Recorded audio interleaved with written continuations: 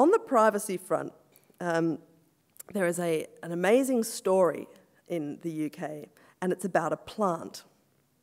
The plant is called Cupressocyparis leylandi. Sorry, Latin speakers, if I'm getting that wrong.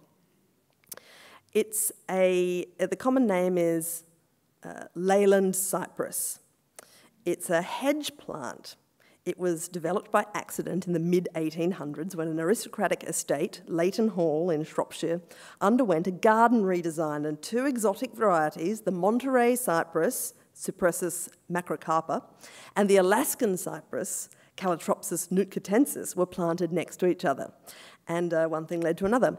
They bred those plants and established this new breed.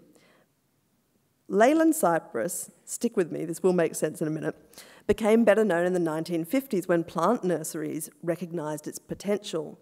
A rapidly growing population in London and surrounds, and high population growth on small blocks of land made privacy a real concern.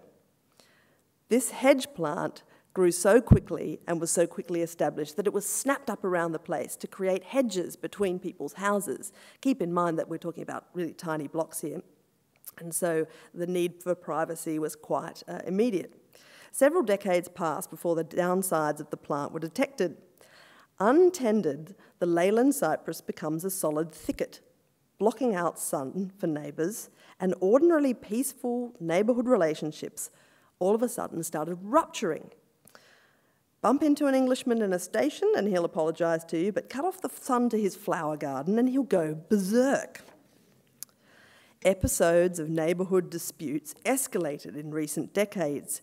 Bizarre scenes, fisticuffs, chainsaw fights, midnight lopping, decades-long wars of attrition.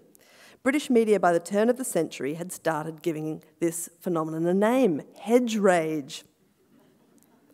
In 2001, a 62-year-old artist shot his neighbour dead and was detained under the Mental Health Act after a long-running dispute in which a Leylandi figured prominently. These things can grow up to 1 metre a year, so over 30 years you're dealing with quite a giant, monstrous hedge, hence the anger.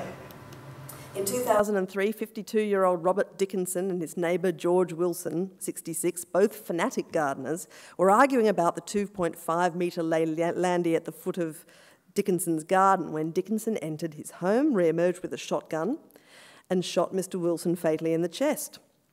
2 years later, a Lincolnshire pensioner, David Jollins, 62, was jailed for causing criminal damage to his neighbour's Leylandi hedge. The neighbour, whose suspicions were aroused by an odd smell and the declining health of the hedge, deployed a hidden camera for a few nights and discovered Jollins, a retired mill worker, urinating on the hedge.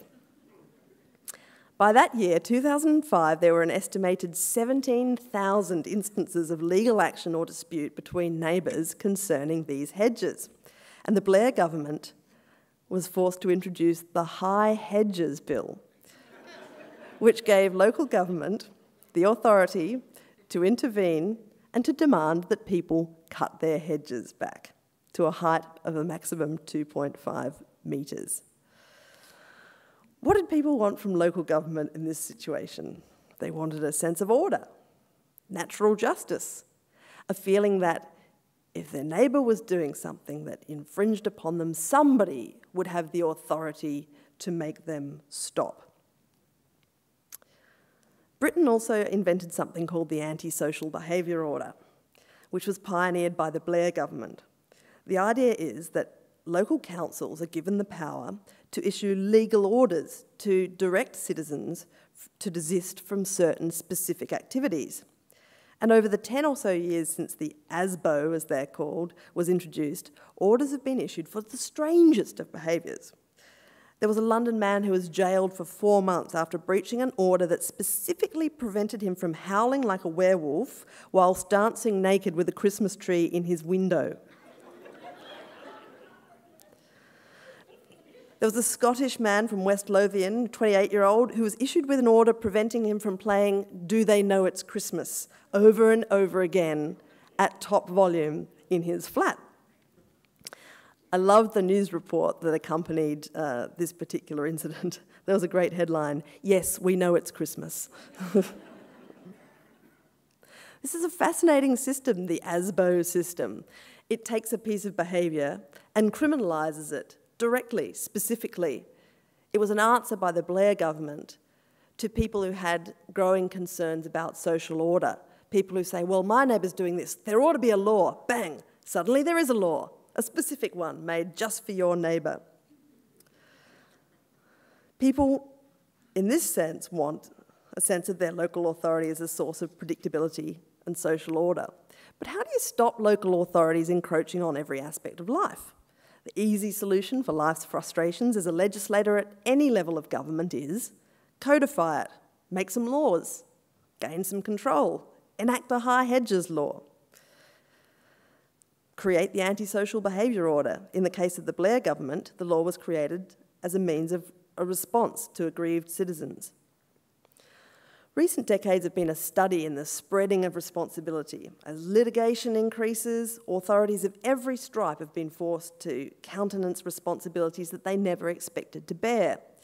The fear of overlooking some area of liability has swamped the imagination of some legislators as the state struggles to make every effort to satisfy its duty of care to toddlers around swimming pools, pensioners with flammable roofing insulation, and, as you're recently discussing right here in Gosford, to beachfront landowners whose properties are under long-term threat from a climatic event generated by an entire globe's worth of fossil fuel burners.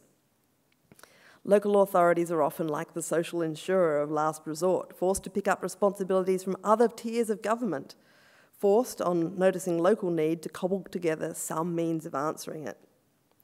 The question arises, though, doesn't it? At what point does a government authority decide that it's spending so much time trying to forestall misfortune in its constituents' lives that it's running out of time to make positive changes for the better? How does anyone get anything done anymore? And more worryingly, how much is a government authority, through its well-intentioned efforts to make life easier or more predictable for its constituents, actually discouraging the community from developing its own solutions to problems or taking responsibility for themselves? To return to our ASBO example, a marvellous solution, the ASBO, to the problem of a man swaying in a window with a Christmas tree, nude, pretending to be a werewolf. How brilliant to be able to craft a law to specifically stop him from doing that. But does this encourage the householder to sit and fume in the next door flat thinking, when is somebody going to do something about this? When perhaps the somebody might just as easily be them. The new Conservative Liberal Democrat government in Britain, incidentally, is now signalling that it intends to phase out antisocial behaviour orders in light of the fact that about 40% of them are ignored anyway.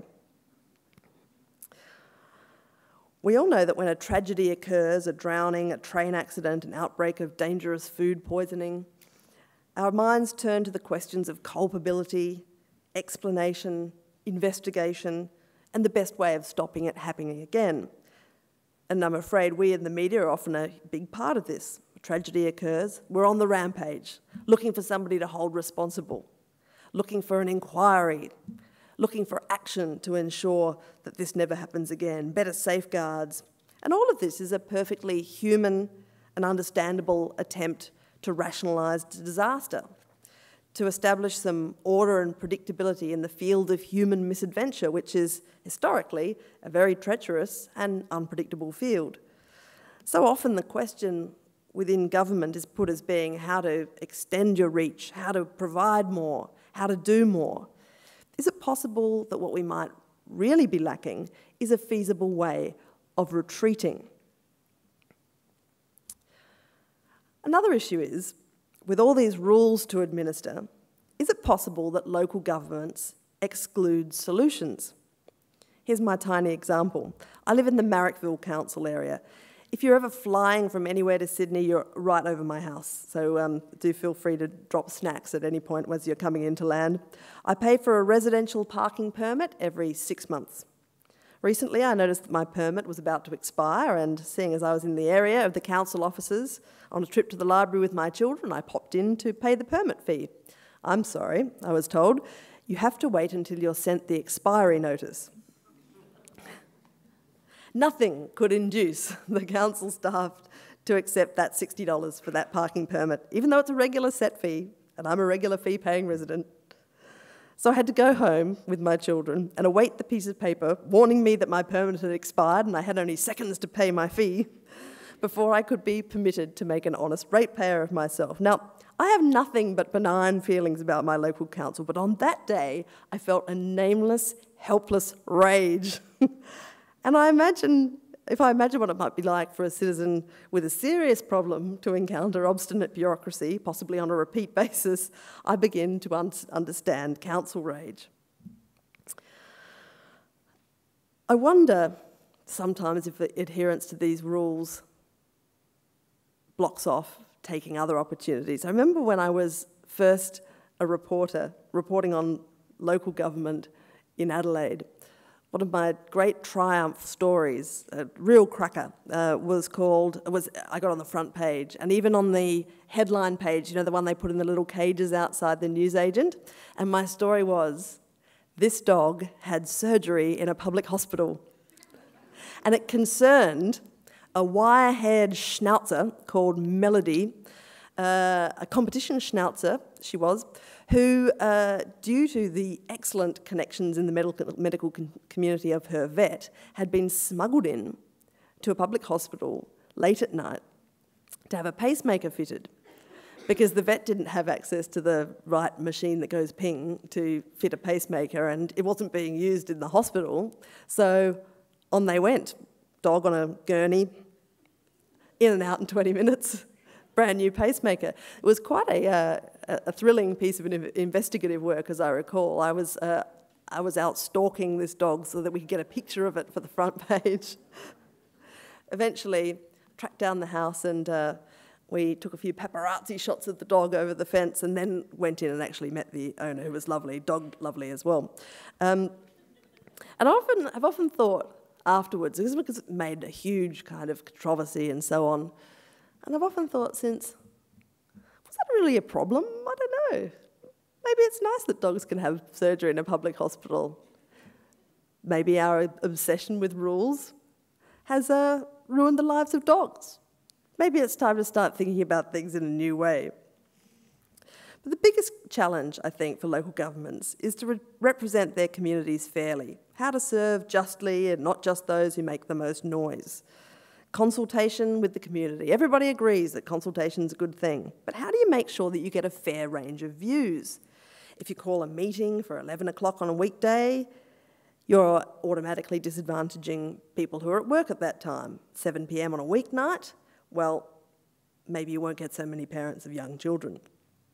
If you invite written submissions on a council issue, you'll be wildly overrepresented by those people who are really good at writing written submissions, i.e. councillors, senators, managers, and people who are good at those competitions where you've got to say something in 25 words.